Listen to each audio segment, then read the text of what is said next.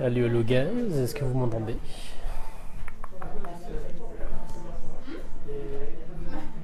Dernier petit réglage.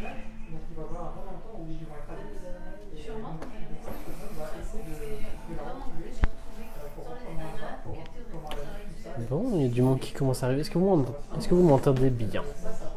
Allô, Michael?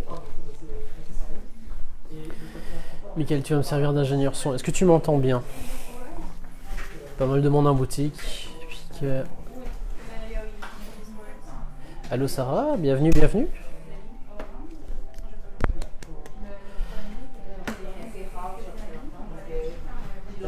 Salut. Allô, Alex? Est-ce que, guys, vous m'entendez bien? Je parle à la caméra.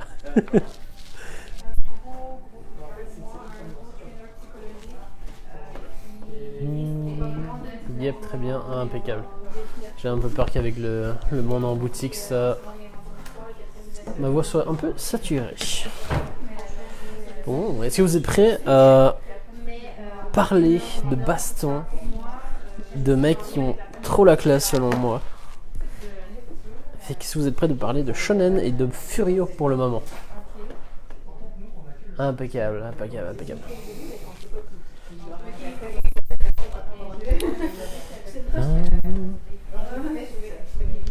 Alright. Allô Victoria, bienvenue, bienvenue. Faites-vous savoir, guys.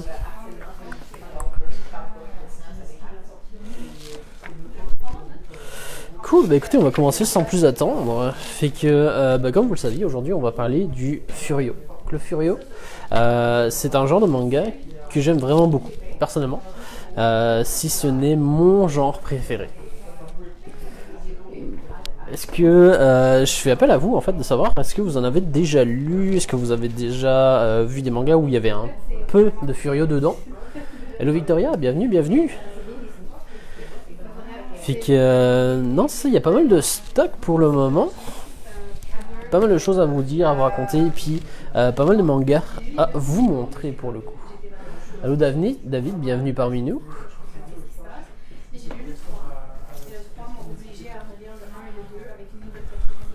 Impeccable.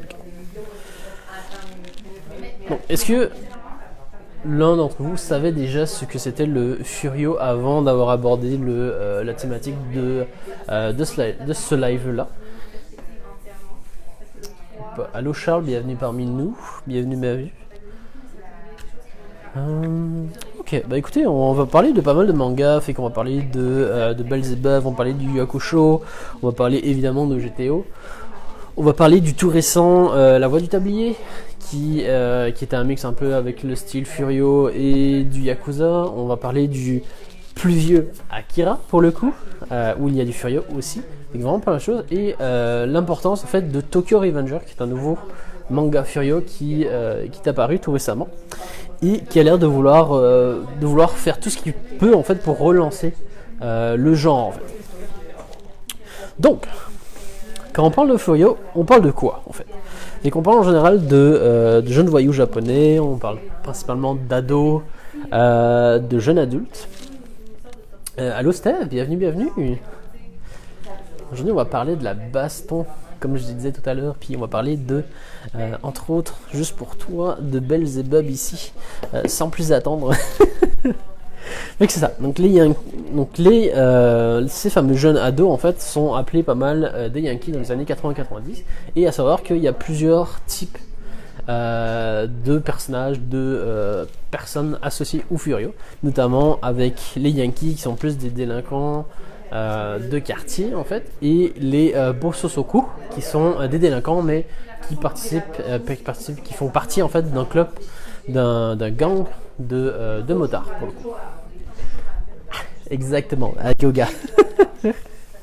Donc en gros le portrait typique d'un héros de Furio en fait, ça va pas mettre, comme je vous disais, ils vont être jeunes, soit des ados, soit des jeunes adultes. Ils ont toujours une espèce de c'est ce côté oversize en fait avec l'univers, avec leur uniforme scolaire. Donc un uniforme qui est vraiment beaucoup plus grand pour ce qu'ils sont. toujours la cigarette à la bouche, ils sachent les coups, fait que c'est vraiment des cancres en général. Ils ont la fameuse coupe banane, je sais pas si on peut la retrouver justement, avec Sakuragi, donc cette fameuse coupe banane que je trouve personnellement la coupe la plus classe au monde. Et comment une coupe aussi ringarde peut être aussi classe en même temps. Alors, Steph qui nous dit, oh ma gosse, et moi j'écris au gars, Inomiso. Ah, déconne, je peux pas passer à côté, voyons, surtout que je les ai lus tout dernièrement. Donc, ça, coupe banane, cheveux décolorés. Comme je disais, il y a les Yankees qui sont plus considérés comme des délinquants à pied, et les Bososoku qui sont plus des délinquants à moto, qui font en général partie d'un gang de moto. Personnellement, aujourd'hui, on va parler de 3 trucs. On va parler des Yankees, on va parler des Bososoku. Et on va parler des Yakuza parce que mine de rien c'est un truc qui est vachement associé l'un à l'autre et ils sont très proches en fait. Alors, quelles sont les valeurs en fait de ce genre Furio et quel était le contexte en fait, en sachant que ce qui prime en fait dans le Furio c'est vraiment c'est ce besoin en fait de liberté et puis ce besoin de défendre les codes du shonen parce que c'est le shonen et le style Furio sont des styles qui se rapprochent beaucoup dans les qualités qu'ils veulent défendre en fait. Fait qu'on va beaucoup parler d'amitié, on va beaucoup parler de force, de loyauté, d'effort et de la volonté. Donc pas mal des sujets qui sont retrouvés dans le shonen, qui sont caractéristiques au shonen pour le coup. Stéphanie qui dit Akiharu no Sora aussi un perso à la coupe banane. Ah oui, mais je sais pas, attends, je peux te le montrer. Hein. Parce que Daoga qui est un délinquant, mais t'as un personnage en particulier qui est vraiment le stéréotype. J'oublie à chaque fois son nom, mais. Attends. On va le retrouver, je l'ai vu. Ah. Ce fameux personnage-là, que j'oublie à chaque fois son nom, puis qui est un gosse de riche dans l'histoire pour le coup, qui se veut délinquant. Et il a la fameuse coupe banane pour le coup, qui est trop classe. Allô Gilbert, bienvenue parmi nous. Tu nous rejoins, je rejoins. Donc c'est pas mal ça. Donc, en général, pour résumer en fait, les héros de Furio en fait de shonen sont pas mal des marginaux qui cherchent à imposer leurs lois, puis cherchent absolument le respect parmi les siens, parmi leur clan. Donc c'est vraiment quelque chose qui va vraiment l'idée diriger en fait leur mode de vie, puis leurs actions, puis comment l'image en fait l'image qu'ils veulent faire et qu'ils veulent montrer en fait au reste du monde pour le coup.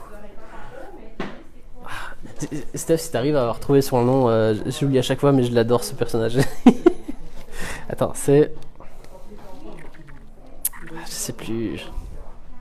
Enfin bref, on essaiera de le retrouver après. Alors, comme vous le disiez, nos héros vont pas faire dans la dentelle parce que dans le fond, ils vont vouloir défendre ces valeurs qui se veulent honnêtes et louables. Donc, comme je dis, l'amitié, la force, la loyauté, l'effort et la volonté. Mais la seule façon dont il va trouver et la seule façon dont ils vont essayer de l'exprimer, c'est avec leur peau. Donc le portrait trip, c'est vraiment, on va retrouver en général des héros touchants, des héros qui se sentent rejetés par la société japonaise et qui est encore, c'est un sentiment qui est encore présent actuellement. Des héros qui ne réussissent pas forcément en classe, qui pour le coup se voient un avenir incertain. Il y a beaucoup de bastons. Vous notez, c'est la ligne rouge en fait de pas mal du genre. Et ils ont un code d'honneur qui se veulent absolument à respecter. Et si tu ne respectes pas ce code d'honneur là, tu trahis ton clan, tu trahis le truc et c'est une faute grave. Donc ça va pas mal avant tout de se faire reconnaître parmi les siens. Donc un super bon exemple va être vraiment... Où est-ce qu'il est Tokyo, je vous en reparlerai après en fait, c'est que Tokyo Revenger et Bakuo no Reto en fait. Donc celui-là vient de ma collection personnelle, mais ce sont deux mangas que j'adore, notamment celui-ci qui est un peu old school, qui est un manga qui a été fait par l'auteur de Nun, qui a été vraiment fait avant Nun pour le coup, ben avant. Donc c'était une des premières grosses séries de l'auteur. Et ça raconte l'histoire d'un jeune garçon qui, un peu à l'inverse en fait du genre classique, qui, comment dire, à l'école tout va bien, il a des bonnes notes, il se plaît bien, il a des amis, jusqu'au jour où ses parents vont décider de déménager. Donc il déménage dans une autre ville, et c'est à partir de ce moment-là où le héros en fait va dégringoler, puis il va quitter ce côté paisible, calme, où on se range dans les rangs, puisque dans le fond il est tout chamboulé, il perd ses repères, il perd ses amis, et du coup il est pas mal chamboulé. Suite à ça en fait, il va tomber sur un gang de rue en moto, donc les fameux Bososoku, et il va commencer à se prendre de passion en fait pour la moto. Donc, il va se refaire des amis, puis il va voir que petit à petit, notre héros va vraiment s'impliquer à fond dans cette passion. Et dans le fond, cette relation qu'il a avec son nouveau clan, avec son nouveau gang, pour le coup, va vraiment être tout pour lui.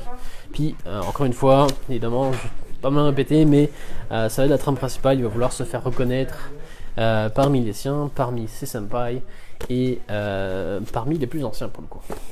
Donc très très cool, c'est une série qui est en 18 volumes il me semble. Si je peux vous montrer les dessins.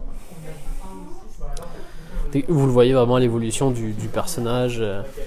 Où on voit qu'une fois qu'il est à l'école, dans le fond, il a cette allure un peu classique en fait, cheveux normal, cheveux noirs, bien habillé. Et des moments où il va changer du tout au tout en fait.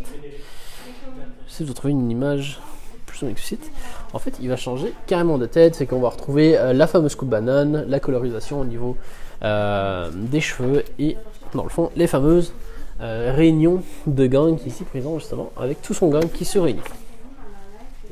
Très très cool.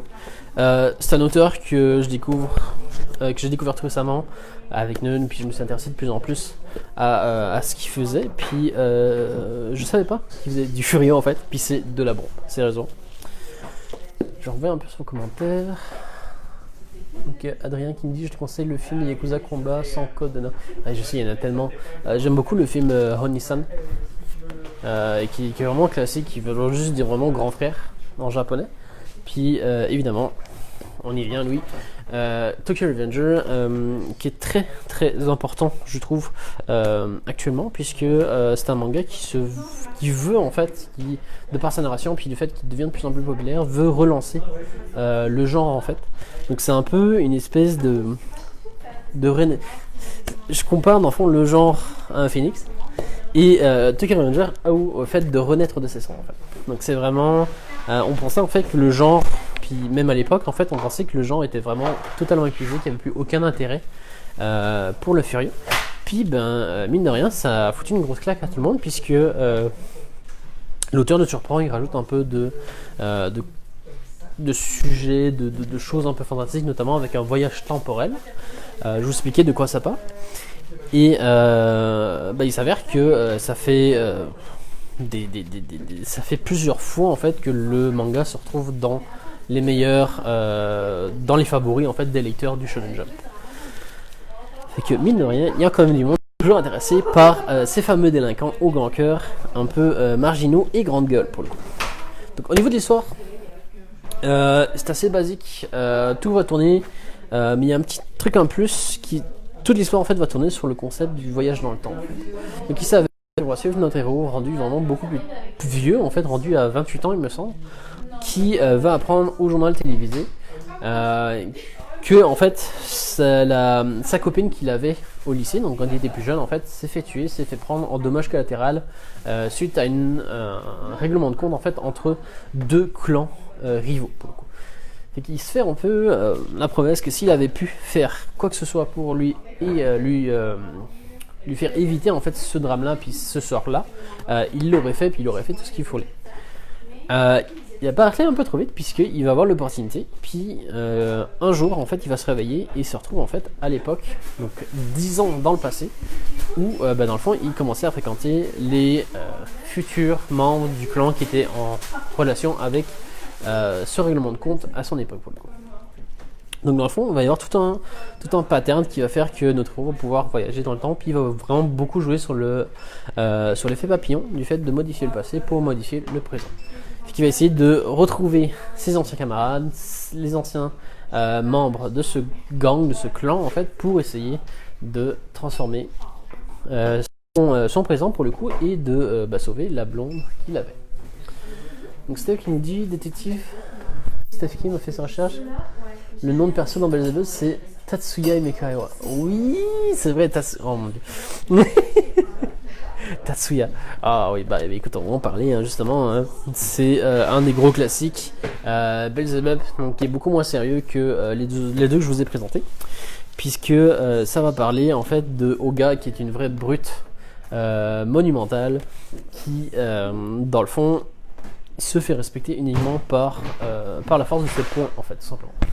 Le truc, c'est qu'il vit dans un lycée rempli de racailles, puis il essaie un peu de faire son nom sans vraiment se le faire, puisque tout ce qui l'aspire, en fait, c'est de vivre une vie bien tranquille, bien peinard dans son coin.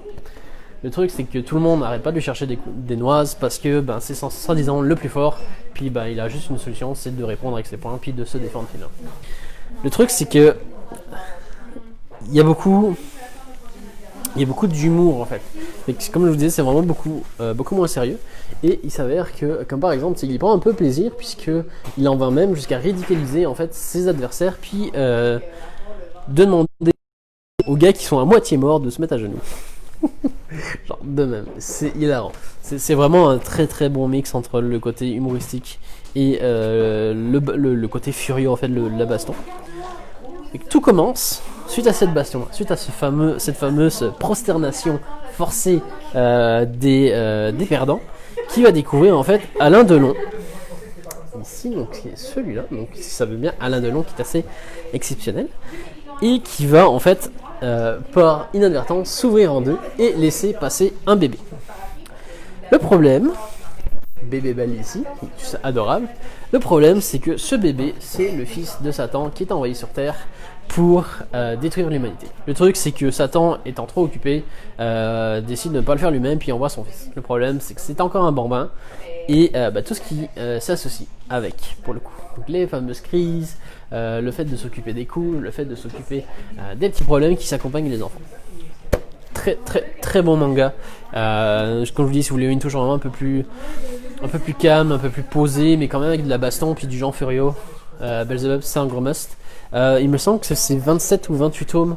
Il me semble. Sachant qu'il y a aussi un tome extra avec des histoires courtes dedans, il me semble.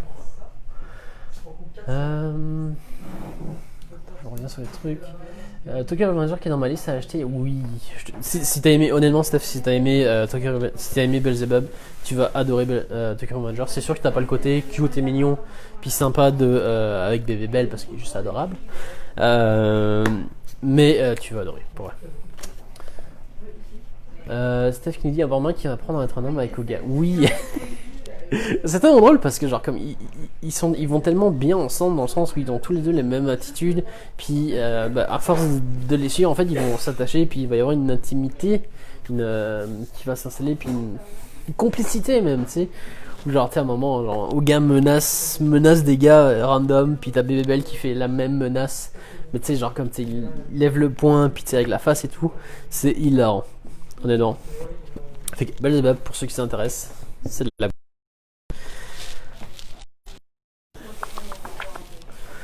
Alright. On va y aller avec les touches un peu moins plus classiques. Fait qu'on va parler aussi de Akira. Je vous pouvez pas l'affront de vous le présenter, c'est un gros classique. Si vous avez vu le film, sachez juste que le film n'adapte uniquement que le premier et le 6e tome, et pas plus. Mais la particularité, c'est même si on est dans un univers un peu post-apo, voire science-fiction, c'est que les deux héros de Akira font clairement partie d'un gang de motards. Donc on peut dire en fait que ce sont des Bosozoku finalement, dans un univers plus science-fiction pour le coup, puis plus apocalyptique. Une petite référence avec Akira. Et un classique en puissance évidemment. Donc on a aussi Slam Dunk qui est très cool, qu'avec la réédition justement la dernière réédition en place. Je reviens à Mickaël qui me dit on le sait pas mais bébé c'est l'enfance des ans. Oui parce que d'abord parce que genre, on voit les cheveux verts mais effectivement il ressemble. Mais non, pour encore revenir parce que c'est vraiment drôle, mais tu sais par exemple on voit que Bébé Belle suite à aux problèmes saisonniers de mousson et de pluie finalement, suit un peu le rênes, puis il s'avère que quand le héros se réveille, ben, la chambre est totalement inondée de pipi pour le coup. Et notamment, c'est tellement drôle. Mais tu sais, maman, il fait l'effort de se retenir, puis on peut voir la face justement, puis les petits seront là en mode, il veut montrer que c'est un homme, mais il fait ce qu'il peut malheureusement. C'est hilarant. Notamment des passages comme ça, c'est hilarant, comme il rattrape le bébé, mais tu sais, genre comme propulsé par son geyser de... Ah, c'est très terre à terre, c'est vraiment premier degré. Je peux encore une fois, genre ici nous on le voit justement, ou comme... c'est hilarant pour le coup. Donc c'est qu'il dit, oh my god, cette scène est magique. Ouais, la série est magique, tu veux dire. Il n'y a pas d'hésitation. Ouais, c'est ça, c'était revenu... quelqu'un les avait apportés en puis comme j'ai sauté dessus littéralement, puis ça m'a remis dans le mood, puis là la semaine prochaine je commande les os de la sans faute. On se dit ça, c'est tellement cool. Avec sur North plus drôle, dans le même style, on va mélanger le sport, le furio et l'humour, puisqu'on va parler de Slam Dunk pour le coup. Donc la réédition, donc celle-là c'est la réédition de la série qui est sortie assez récemment. Et on va suivre en fait Sakuragi, qui malgré sa taille en fait ressemble clairement à un héros de Furio. Cheveux décolorés, la fameuse coupe banane, les classiques si on veut dire ça. Puis il s'avère que Sakuragi en fait c'est un bourreau des cœurs. C'est que lui ce qu'il veut dans la vie c'est se chercher une blonde, puis vivre une relation de couple en fait. Le problème c'est que il n'arrête pas de se faire rejeter dû à son apparence, du fait qu'il fait, il est impressionnant, il est gigantesque, il a les cheveux décolorés, il fait mauvaise figure en fait. Jusqu'au jour où il va faire la rencontre d'une demoiselle qui va un peu pas volontairement, mais l'inciter à s'inscrire au club de basket et à commencer à faire du basket. Le problème c'est qu'il est très très très peu doué pour prendre un ballon en main. Comme vous voyez, genre c'est vraiment du furio, où notamment il fait juste une petite bousculade, puis on en vient directement en main. Fait que c'est vraiment la défense du code d'honneur, puis du fait de le respect avant tout. Donc il va s'inscrire au club de basket, puisque cette demoiselle lui dit que son sport préféré c'est le basket, et il va essayer en fait par ce fait là en fait de se rapprocher d'elle, puis d'essayer de la draguer et possiblement essayer de sortir avec elle pour le Steph qui nous dit tellement un personnage drôle et attachant. Oui, Sakuragi je l'adore.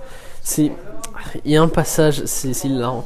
Il s'avère en fait que quand il veut faire les procédures pour s'inscrire au club de basketball, il s'avère qu'il rencontre le capitaine ici. Donc la première rencontre se passe vraiment pas très bien, où il lui envoie sans trop le vouloir un ballon dans la face, et il s'avère que ce gars là en fait c'est le frère de la fille dont il combat.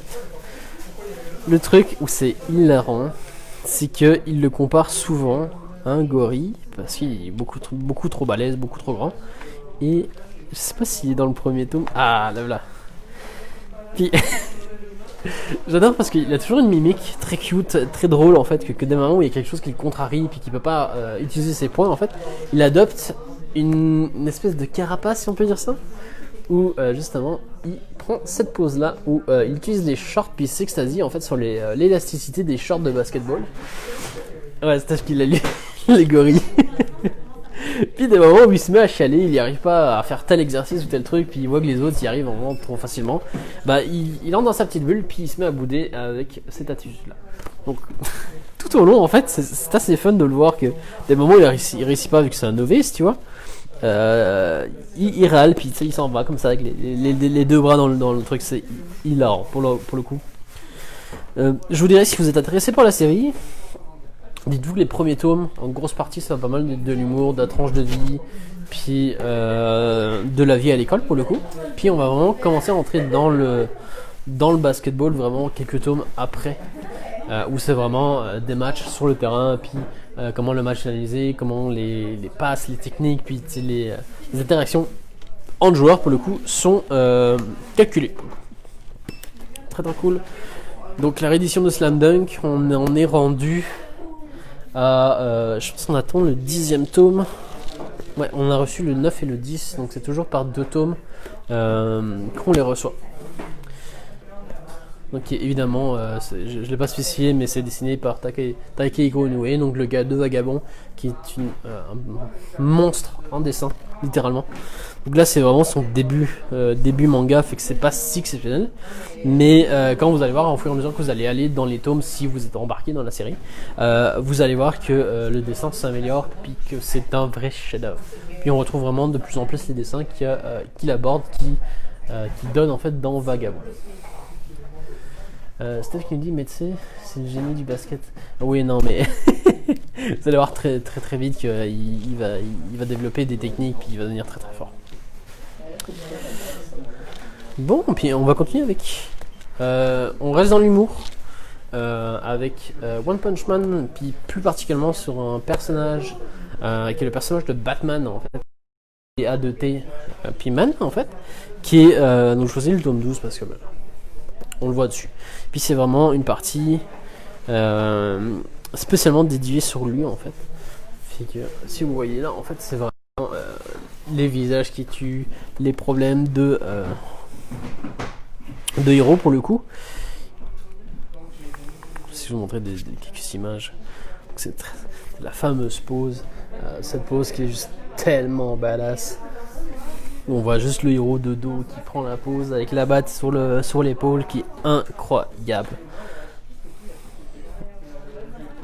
Mais c'est ça, c'est le héros en fait est présenté vraiment comme un stéréotype du genre en fait dans le manga qui est assez très. Puis comme vous voyez en fait, le héros peut avoir des moments vraiment des attitudes qui sont vraiment très très cool.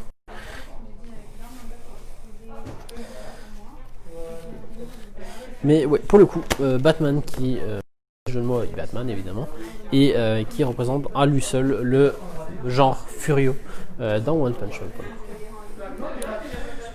Michael qui me dit il faut clairement que je m'achète un anime. Pour vrai, sérieusement, genre, c'est une autre vibe que du Kuroko Basket ou du Haikyuu ou que du shonen de sport classique.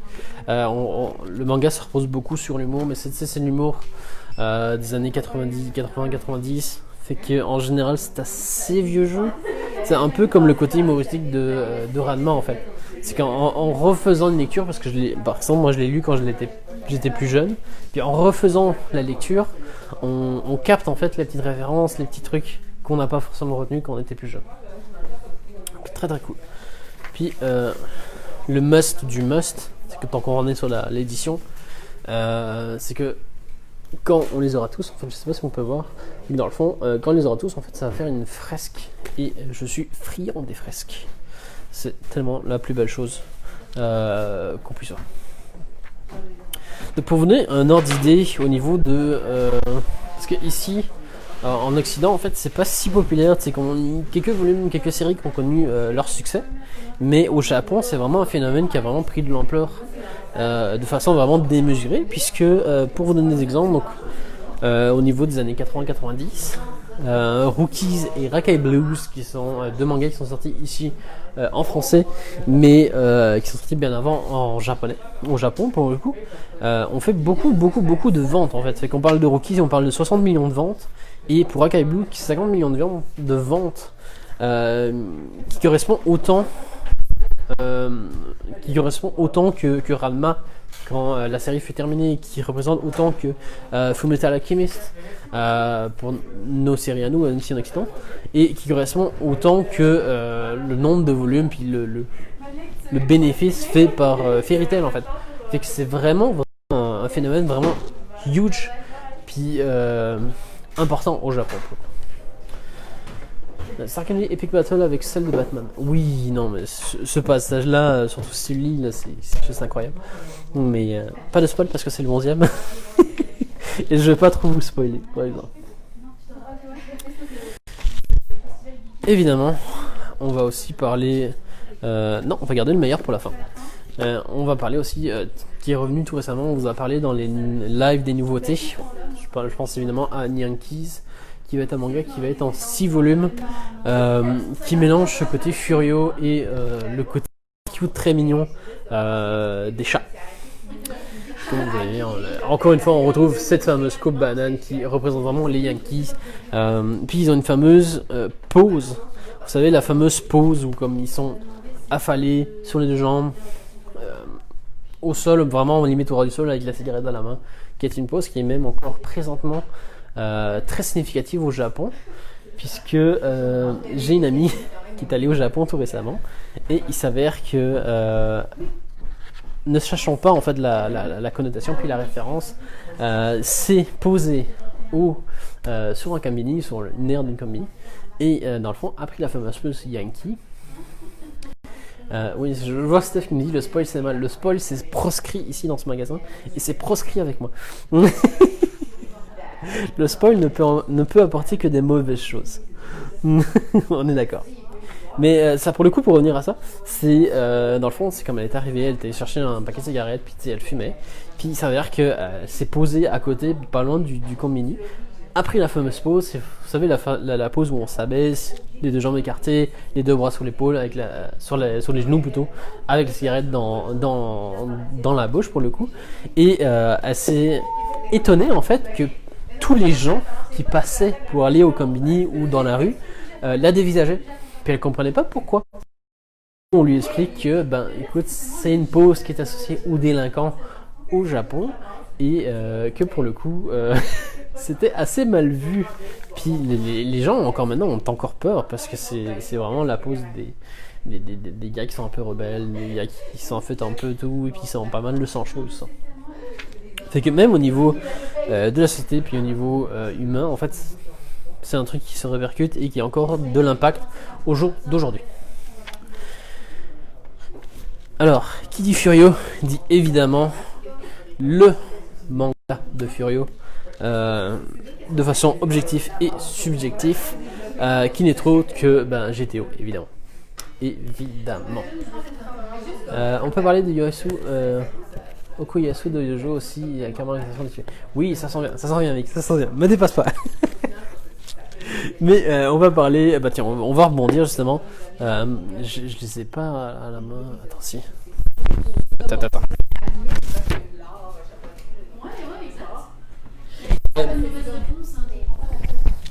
Je dis plus Okuyasu Nick, vraiment le héros en fait. C'est pas long. Mais notre héros, Josuke carrément. Dès que vous voyez, j'essaie de retrouver qui est encore une fois, on va parler de Jojo tant qu'on y est, qui fait clairement furieux. Puis c'est pas pour rien que je dis en permanence que la partie 4 de Jojo c'est ma partie préférée. C'est parce que ça aborde cette fameuse pose, guys. Vous voyez cette fameuse pose à la Yankee qui fait très très délinquant pour le coup au Japon et qui est encore très mal vu pour le moment. Steph qui nous dit mec est un élève trop avancé pour la classe. Oui, non, c'est un peu l'intello du fond qui essaye de se faire remarquer par le prof là. C'est mec attention. Attention. Mais pour le coup, c'est ça, cette fameuse pose en fait qui vous met de même. Puis elle prenait cette pose là, puis elle était en train de fumer. Puis elle comprenait pas. Puis, comme Mick le disait pour le coup, Okuyasu qui est un gros clin d'œil au genre pour le coup, et qui fait référence clairement au Furio. Mais l'entièreté du manga de cet arc-là précisément, c'est même pour moi c'est un Jojo Furio en fait tout simplement. Parce que l'attitude du héros par rapport au problème, le fait que des moments on rigole de sa coupe, qui est la coupe qu'il a prise de son idole pour le coup, il commence à perdre son sang-froid, puis il pète une coche, puis c'est puis pour le coup ça marche bien avec le style puisque il y a beaucoup de bastons dans Jojo encore et toujours. C'est juste qu'il vient rajouter le côté des stands qui est vraiment sympa. Qui est assez paradoxal puisque notre héros, je sais de votre Okuyasu, mais c'est assez paradoxal puisque le stand de notre héros, un stand qui va blesser et guérir par la suite, donc, qui est assez exceptionnel pour le coup pour un genre Furio, puis un personnage qui a le tempérament du héros de Furio. Bon, je m'attarde pas trop sur le jeu parce que sinon on va en parler des heures. Mais je reviens à GTO, qui est pour moi le manga parfait. Puis c'est le Furio, c'est GTO. C'est de un mon manga préféré, et ça va être l'histoire d'un ancien Yankee qui veut décider de claquer tout ce qu'il fait pour le moment et de devenir prof. Donc on parle de Eikishi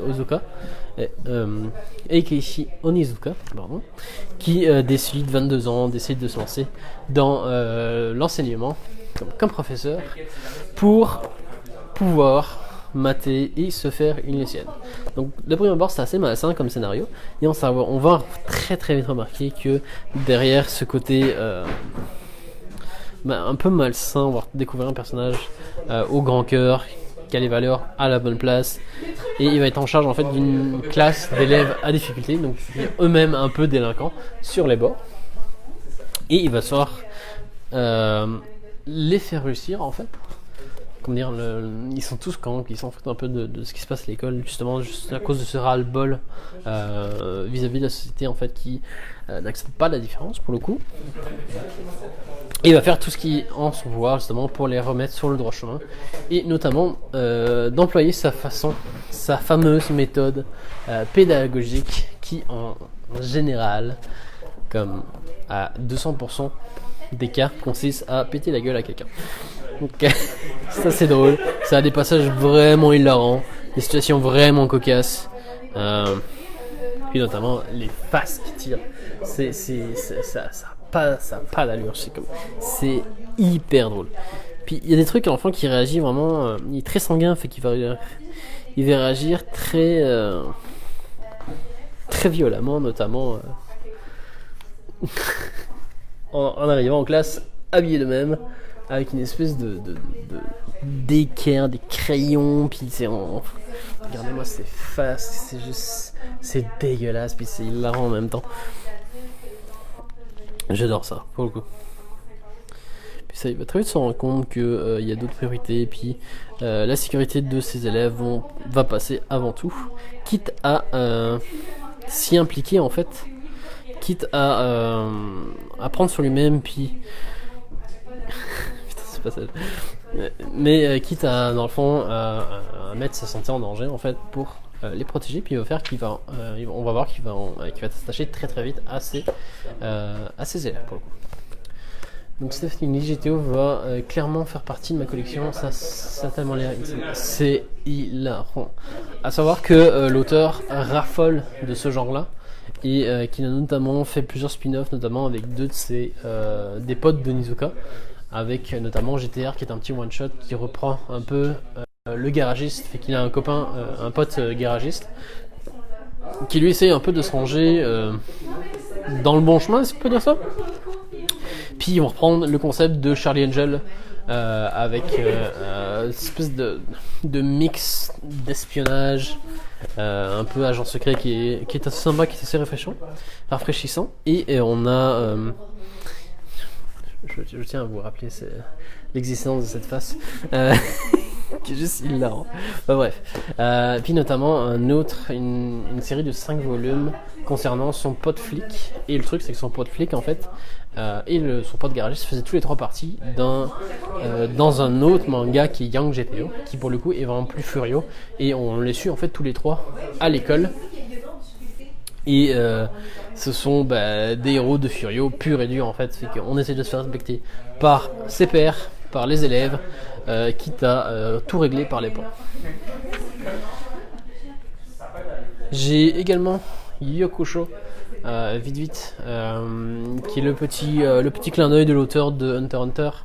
Encore une fois, puis ça a l'air d'être un sujet qui le passionne quand même assez souvent, puisqu'il y a encore une référence dans Hunter x Hunter pour le coup, avec le personnage de Knuckle qui est un héros de Furio pour le coup, où c'est vraiment l'espèce d'uniforme scolaire vraiment beaucoup trop grand, tout blanc, c'est un peu comme une veste de combat, Parce que oui, les Yankees et les Bososoku ont des vestes de combat qui sont des espèces de vestes habillées comme vraiment très longues qui en général tombent au niveau des chevilles, voire même un peu plus haut. Où tu vois justement le symbole de leur clan dans le dos, une phrase ou quoi, parce que c'est vraiment leur allégeance en fait à tel ou tel clan, à telle ou telle chose qui revêtent en fait sur. C'est une connotation un peu symbolique du fait que dès le moment où il y a une baston, puis qu'ils sont obligés de représenter leur clan, tu les vois arriver avec des battes de baseball, des tuyaux et tout ça, en mode vraiment très cool, tu sais, comme on voit Batman justement, avec la batte sur l'épaule, la veste de combat. Vraiment très cool. Et pour le coup, Puyo Kusho, notre héros qui clairement qui est dans les temps finalement, et que sa seule passion, si on peut dire ça, c'est de taper tout ce qui bouge. Et en fait un peu le gang. Ce qui est particulier du Yakusho, c'est que tout commence en fait à la mort du héros. Donc dès les premiers chapitres, le héros va se faire renverser par un camion voulant sauver. Je pense que c'est un chat. C'est vraiment le cliché bateau en fait de. Il y a un enfant ou un chat, c'est ça. Il y a un enfant qui traverse. C'est la balle qui roule sur la route. L'enfant qui traverse, il court pour essayer de le sauver. Il arrive, un camion passe, bim, il se fait écraser, il meurt. Et dans le fond, il va commencer son nouveau job parce qu'il n'est pas censé mourir à cette place-là. Et du fait qu'il est censé mourir, qu'il n'est pas censé mourir à cette place-là, en fait, va faire que les sphères de l'au-delà, en fait, vont lui proposer le job de détective de l'au-delà. Toute une série d'intrigues, puis de scénarios qui s'embarquent, qui sont vraiment très cool. Puis pour le coup, c'est le premier manga de l'auteur de Hunter x Hunter. Attends, me semble que ça. Non, qui s'en semblait Hunter x Hunter. Le dessin. Oui, c'est totalement différent parce que c'est très vieux jeu, comme je vous dis. Hein, vous voyez genre les faces des personnages. On est vraiment dans la vague des années 80-90 avec ces faces-là. Genre, c'est vraiment, c'est vraiment un style différent. C'est un vieux style, notamment ce dessin-là qui fait beaucoup penser à Is de l'auteur de Zetman. Versus Hunter x Hunter où c'est vraiment beaucoup plus. Je sais pas si je peux vous montrer. Attendez, je vais en chercher un.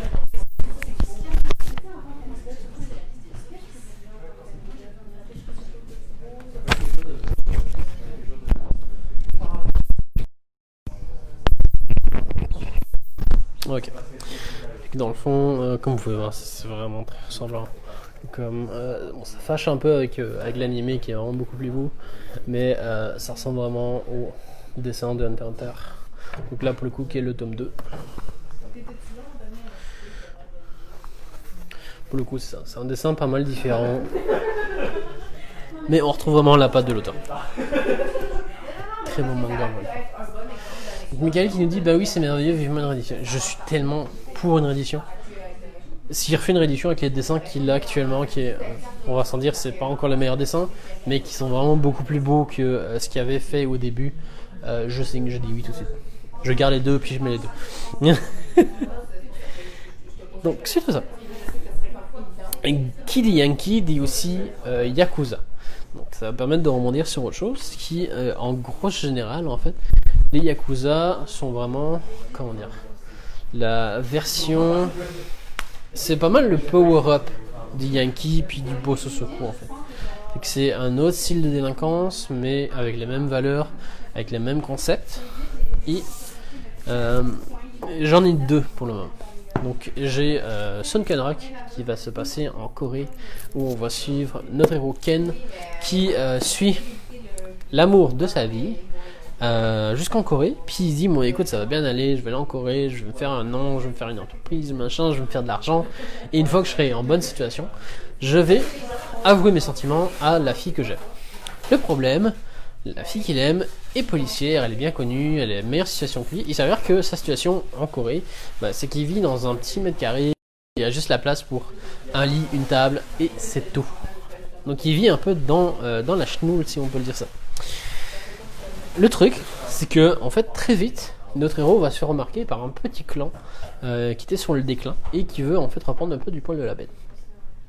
dans le fond, ils vont lui proposer, en fait, ils vont voir un peu sa misère, puis ils vont lui proposer, bon, bah écoute, dans un premier temps, je vois que t'as un peu de la misère, tu vois, nous on est bien sapés, on a des costumes et tout, deviens un membre de notre clan, puis tous tes problèmes d'argent vont disparaître. Pour le coup, le gars, il dit, non, ça me tente pas, ça me tente pas trop.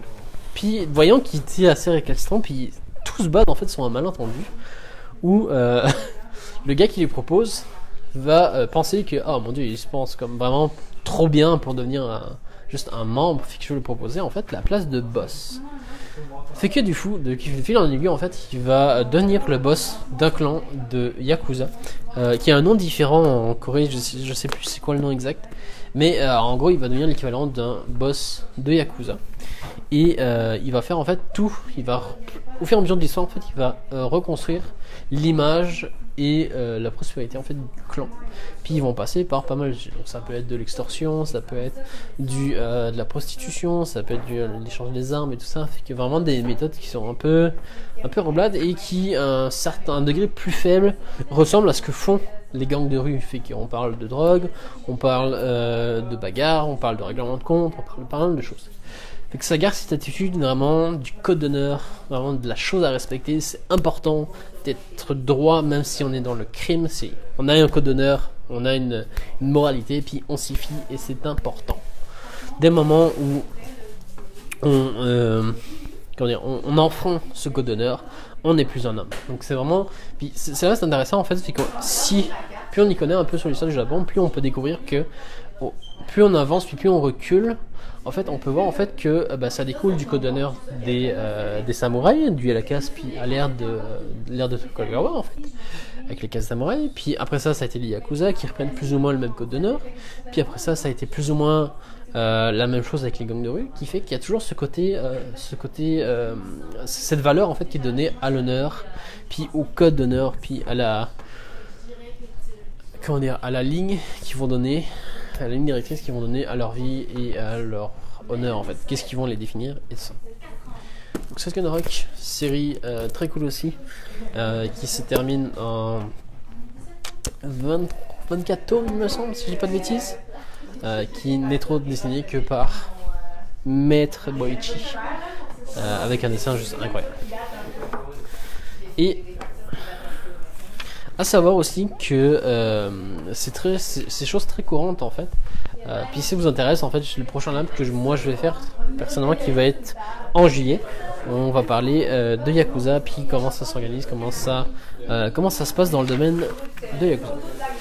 À savoir aussi que il y a beaucoup de Yakuza qui anciennement, avant d'entrer dans le clan des Yakuza, étaient des Yankees, fait qu'on peut voir que si tu arrives à bien reprendre ta vie en main ou pas, en fait tu peux escalader un peu les rôles, si on peut dire ça, dans le sens où en général tu finis Yankee, t'es repris, tu peux finir Yakuza, puis beaucoup des Yakuza sont des anciens Yankees pour le coup, et qui ont toujours connu que ça finalement, et qui ont de la misère à faire autre chose, puis à se ranger autrement pour le coup. Et donc ça, donc là on va y aller avec La Voix du Tablier. Donc La Voix du Tablier qui est un manga que j'adore. Donc encore une fois on est sur le côté furio, baston et humour, vraiment humour, où on va suivre Tatsu l'immortel. Je trouve juste les couvertures vraiment trop belles, je vous ai pris les trois pour vous les montrer. Tatsu l'immortel qui est un ancien Yakuza à la retraite qui décide de changer pour le bien de sa famille, et la façon la plus simple de protéger sa famille, ça a été de se ranger, de ne plus faire partie du clan des Yakuza. Il prend sa retraite, il décide de prendre soin de sa femme en devenant homme au foyer. Le truc, c'est que c'est assez exceptionnel puisque c'est un ancien Yakuza qui fait fucking peur. C'est-à-dire, et c'est pas n'importe quel Yakuza puisqu'il avait un nom, c'était Tatsu l'immortel. Donc ça veut dire, puis ça veut dire. Donc je vous montre, hein, c'est comme bardé de tatouages, il est gigantesque, hyper balèze et tout, barakobot. Puis juste pour vous montrer les premières pages où on voit justement ce côté où comme les tatouages, le katana, pas le katana mais le... Enfin que j'ai oublié, l'arme. Puis là tu vois il met sa veste, ses lunettes. Puis en fait ce qu'il faisait c'est il était juste en train de préparer un bento pour sa femme tout simplement. Fait que c'est... Le manga est plein Euh, comme ça où t'as vraiment ce côté très cliché Yakuza où bah tu vois il met son truc, tu vois son dos barre des tatouages, puis au final il fait juste un petit bento tout cute, tout mignon avec des petits ours pour sa blonde. Et comme par exemple, c'est là, d'enfant, elle s'y prête, il essaye de faire des photos pour Instagram, puis il s'avère que dans la précipitation, sa femme s'en va, puis elle a oublié son bento, puis il décide de prendre le truc, de le sceller dans un ziploc, de le mettre dans une valise renforcée ici, comme si c'était une transaction. Puis, c'est des moments où il rencontre les flics ici, c'est quelque chose aussi. Le gars fait peur, honnêtement. Puis vous pouvez le voir, genre comme. Tellement il fait peur, tellement il a la tête du Yakuza, genre comme ça, se panique. Puis finalement, genre il sent un coupon, puis il dit, bah tu sais, je vais juste faire mon épicier. Mais il se rend pas compte. Fait que ça. Donc c'est un ancien Yakuza, puis tout le monde va tourner autour de ce concept-là, du fait qu'il va recroiser des anciens membres, des membres de la famille adverse, ou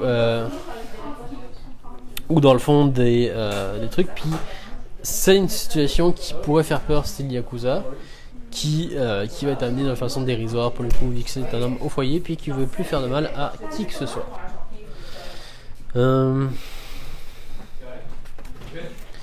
Notamment au moment où il pète une coche, puis parce qu'il y a un nouveau concurrent dans le ménage familial, puis qui finit par X action où il se retrouve couvert d'un liquide rouge, on sait pas trop ce que c'est du sang, avec justement le robot qui a l'air de nettoyer. Fait que c'est ça. Donc c'est vraiment toute une vie de Yakuza, de code d'honneur qui est amené de façon vraiment dérisoire. Il le fait pas exprès parce qu'il a toujours vécu comme ça. Et du coup, tu as sa vision des choses qu'il veut faire bien pour justement sa femme et ça. Et la vision qui reflète au reste du monde. Comme je vous dis, principalement on suit vraiment le même code d'honneur en fait, où on a vraiment la loyauté envers tout. Donc la loyauté pour le coup envers le chef du gang pour les Yankees, envers l'Oyabun qui est le père de famille pour les clans Yakuza. On a chaque membre est frère ou sont des enfants pour les Yakuza. Fait qu'il y a tout ce concept en fait qui se rapproche vraiment beaucoup du genre Furio entre les Yakuza et le Furio. Mais si on a notamment le concept des aînés, du fait qu'il faut que tu respectes les aînés, il faut que tu montes, que tu fasses tes preuves envers les aînés, il faut, peu importe ce qui se passe, tu as toujours le respect envers les aînés. Vraiment quelque chose. Et on a vraiment le code d'honneur du fait que, en général, il est assez proscrit de s'en prendre aux civils, donc aux personnes qui ne font pas partie d'un clan. Donc tout ce qui se passe avec le clan reste avec le clan. Majoritairement, possiblement, majorité du temps, on essaye de faire ça. Même si des fois il y a des petits écarts. On a aussi le concept du fait que tu ne prendras pas la blonde ou tu ne tenteras pas de séduire la blonde d'un des membres du clan, où il faut vraiment le respect est mis à une place vraiment genre comme top rate. Tu ne voleras pas le gang, donc vraiment tu dédieras en fait ta vie, ton existence au gang, des moments où tu en fais partie, puis des moments où tu es dedans. On a aussi le respect et l'obéissance envers le chef a la parole suprême. Des moments où le chef dit quelque chose, c'est parole d'or, il n'y a pas moyen de contredire, c'est comme ça, Donc Steph qui nous dit un autre qui est dans ma liste à acheter, c'est très très cool. Puis c'est toutes des petits c'est toutes des petits trucs, des trucs hilarants, c'est débile pour moi, c'est génial. Donc on a aussi la dévotion, comme je disais, totalement au gang, quitte à faire même à mourir ou même faire de la prison pour protéger ne serait-ce que le chef ou le gang ou l'existence du gang. Et tu ne diras rien pour trahir le gang. Donc c'est pas mal un code d'honneur qui est sensiblement pareil pour le coup, qui est pas mal le reflet du code d'honneur des samouraïs à l'époque, du fait du respect envers la famille, du respect envers le chef de la caste samouraï dans laquelle il était. Fait que ça. Donc, j'espère avoir poussé votre curiosité, puis j'espère que vous allez au moins essayer de faire une petite recherche, voire même essayer en soi des mangas dans le style Furio. C'est un style qui est vraiment qui est vieux, on va pas se le cacher, mais qui est un style qui, mine de rien, pourrait encore avoir son public. Puis on peut le voir avec le cas de Tokyo Revengers justement, où on pensait que le genre Furio était mort en fait, qu'il n'y avait plus personne qui était intéressé par ça, puis c'était la génération ne voulait pas de ce genre-là, puis on était plus centré du manga à la One Piece, à la Fairy Tail, à Dragon Ball et tout ça. Mais non, les gens veulent du style. Puis il y a tout un intérêt qui commence à revenir tranquillement, pas vite. Beaucoup plus de mangaka qui s'intéressent au genre, beaucoup plus de lecteurs qui aiment lire ce genre-là. Fait qu'il s'est surveillé. C'est comme par exemple si on revient sur le cas de Tokyo Revenger, qui est un manga qui est déjà bien avancé, qui compte déjà plus d'une vingtaine de volumes pour le coup, qui est assez gros.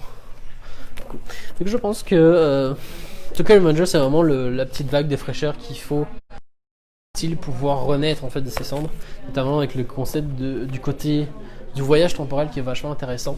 Puis on peut voir en fait les deux côtés, en fait le côté Furio qui va faire partie du passé et le côté qui est un peu emmené comme une espèce d'enquête policière où dès le moment où il est revenu dans son présent, en fait il va commencer à enquêter pour voir qu'est-ce qui a changé, est-ce que ça a marché, est-ce que ça n'a pas marché, quelle est la situation, puis on va de plus en plus enquêter sur ça. Fait que à voir, mais je pense que on est en train d'assister à une deuxième naissance, une renaissance du genre Furio, qui n'est pas pour me déplaire honnêtement, sincèrement.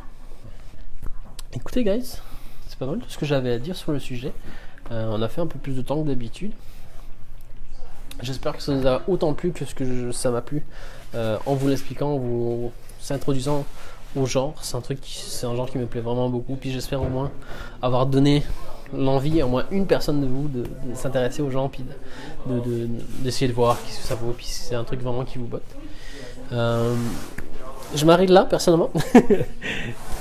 Fait qu'on s'arrête là, je vous dis prenez soin de vous, faites attention en sortant, surtout en cette période, puis on se retrouve une prochaine fois pour un prochain live.